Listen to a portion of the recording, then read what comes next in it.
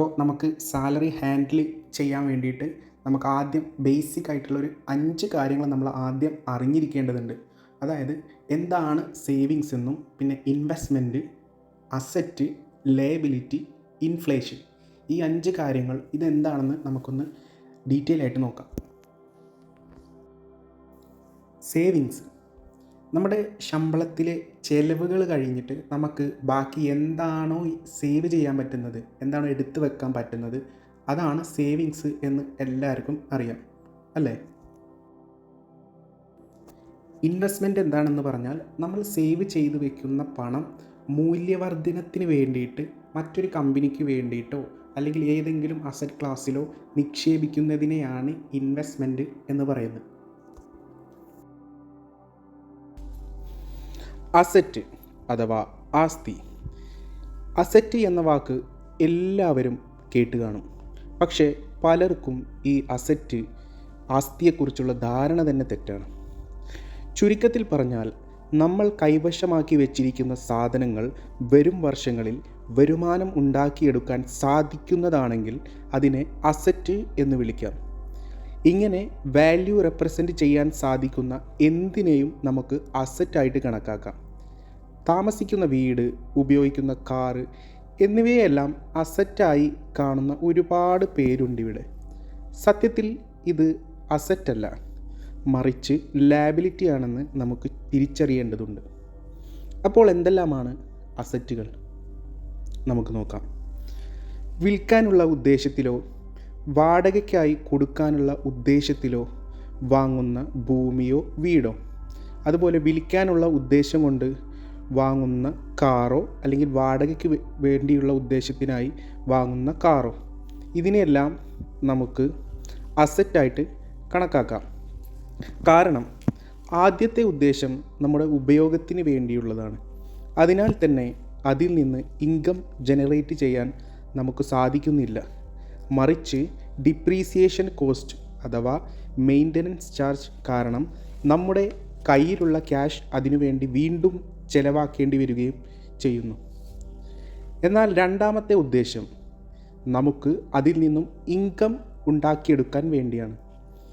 അത് നമുക്ക് വാടകയായും വിലവർധനയായും നമുക്ക് കൂടുതൽ പണം ഉണ്ടാക്കി തരുന്നു.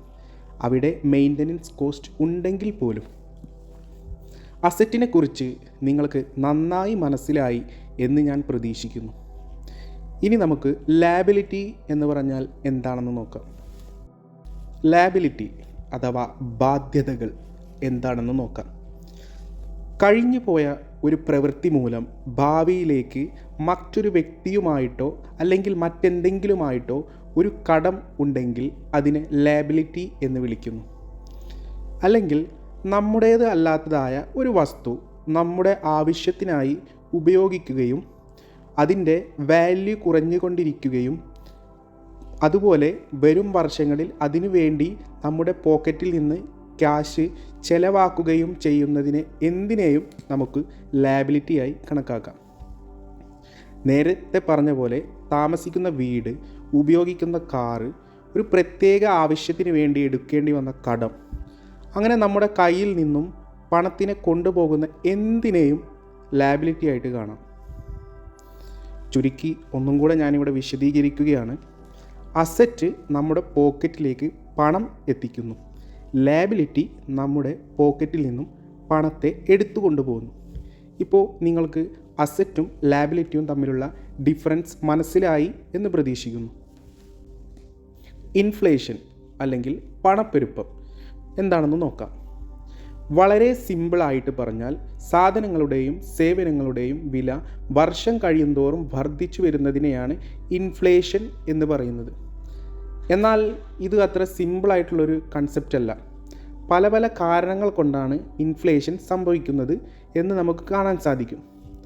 പ്രധാനമായും സംഭവിക്കുന്ന ഇൻഫ്ലേഷൻ എന്നത് കറൻസി ഡിപ്രീസിയേഷൻ മൂലം സംഭവിക്കുന്നതാണ്.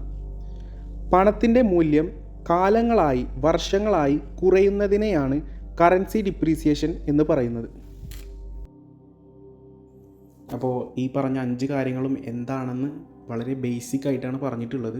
അപ്പോൾ ഇതൊക്കെ എന്താണെന്നും ഇത് എങ്ങനെയെല്ലാം ആണ് നമ്മളെ ലൈഫിൽ അഫക്റ്റ് ചെയ്യുന്നത് എന്നും ഒക്കെ നമുക്കിനി വരും വീഡിയോയിൽ ഡീറ്റെയിൽ ആയിട്ട് നമുക്ക് മനസ്സിലാക്കാം. പക്ഷേ ഇത് വളരെ ബേസിക് ആയിട്ടുള്ള കാര്യങ്ങളാണ്. നമ്മളെ സാലറി ഹാൻഡിൽ ചെയ്തിട്ട് നമുക്ക് നാളേക്ക് വേണ്ടി നമുക്ക് സമ്പാദിക്കണമെങ്കിൽ നമ്മൾ ഈ കാര്യങ്ങളെല്ലാം ബേസിക് ആയിട്ടുള്ള ഈ കാര്യങ്ങളെല്ലാം നമ്മളൊന്ന് അറിഞ്ഞിരിക്കണം.